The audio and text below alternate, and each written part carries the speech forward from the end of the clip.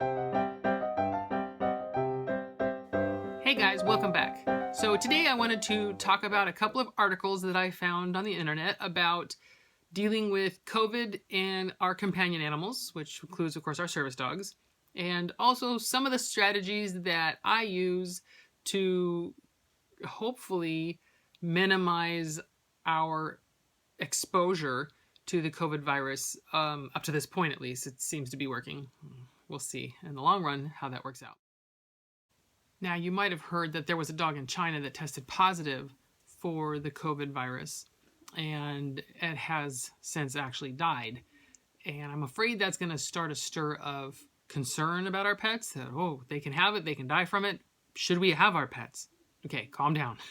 Definitely should keep our pets. I looked into it, and according to this article that I'm going to read to you,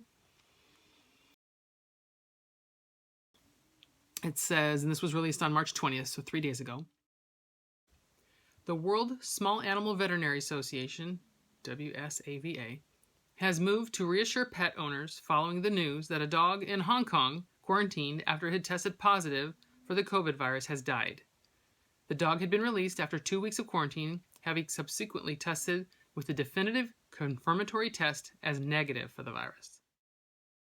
The dog, a 17-year-old Pomeranian, had shown no clinical signs of COVID-19. However, it did have significant unrelated health problems, including cardiac and renal issues, and is believed to have passed away from these and old age, possibly brought on by the stress of quarantine away from the familiar surroundings of its life. The WSAVA confirms that there is no evidence that the dog contracted COVID-19, nor that it could have passed the viral cause to another human or animal. Pet fur.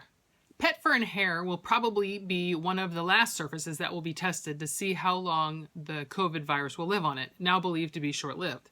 As of now, there is no evidence that companion animals can spread the virus to humans.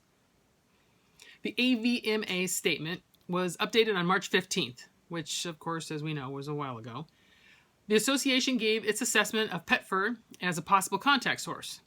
The AVMA statement was, smooth, like non-porous surfaces like countertops and doorknobs, transmit virus better than porous materials such as paper, money, pet fur, etc.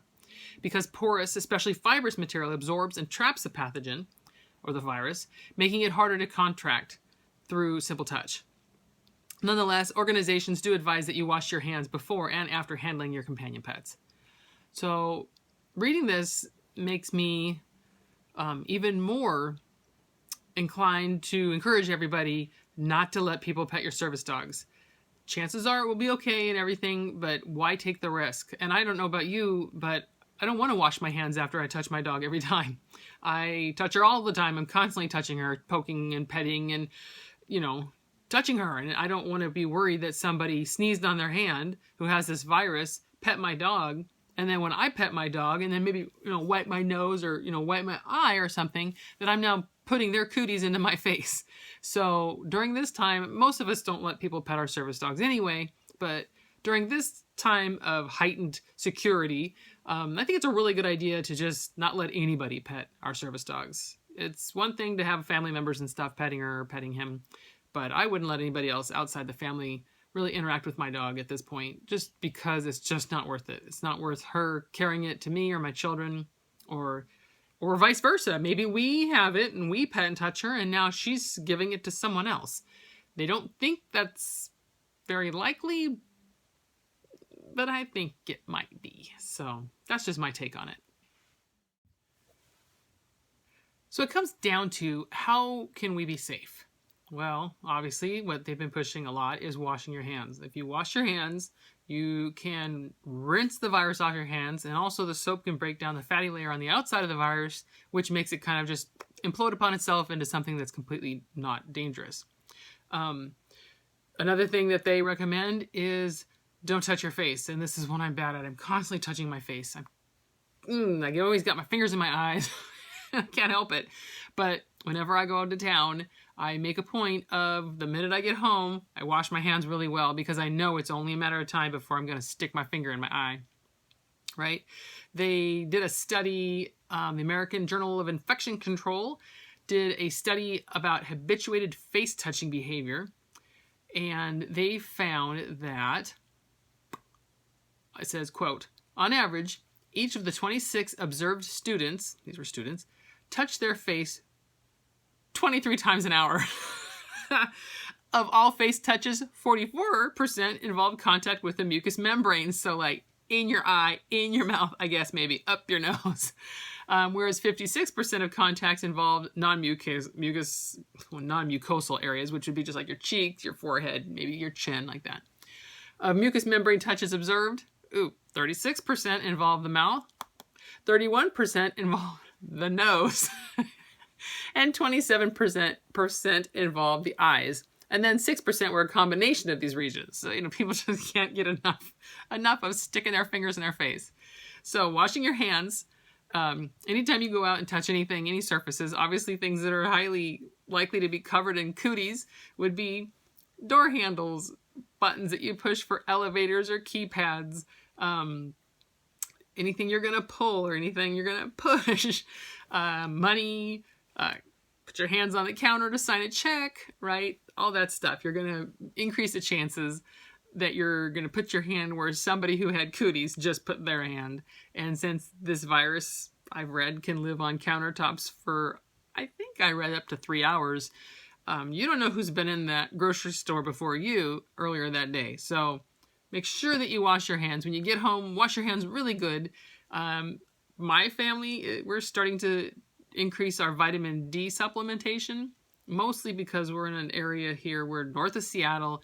We get like 5 days of sun all winter long. It's just, so we don't make enough vitamin D, through our skin with the sun. And so vitamin D supplementation is a big thing here, probably all across the line of descent across the United States. I don't know what that's called.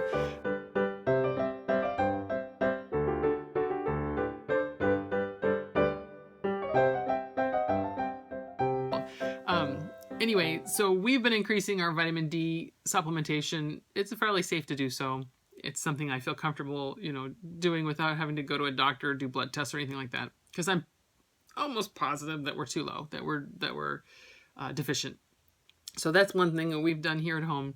I don't let people touch my dog. Anybody except, my kids and my husband. That's it. Nobody else touches the dog. What else? Wash our hands frequently. I've been really trying to keep my hands off my face, which is I struggle with because it just feels so good to rub my face, A good idea of times to wash your hands would be when you get home from anywhere, right? But especially any kind of healthcare facility, childcare facility, anywhere where there might be sick people or lots of people, or people who maybe aren't going to be as likely to wash their hands as frequently, like little kids.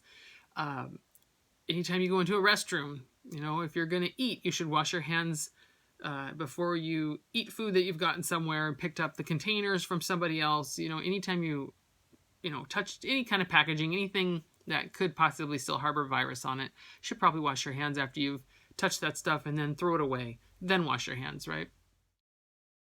The take-home message here is that you can't avoid coming into contact with pathogens. You can't avoid viruses and bacteria, things like that. You can be smart about it, though, by washing your hands, limiting the amount of touching that you do on surfaces that are most likely to have, a high load of cooties on them, and then keeping your hands off your face. All right? Be safe out there. I know I am. Talk to you next time. Bye.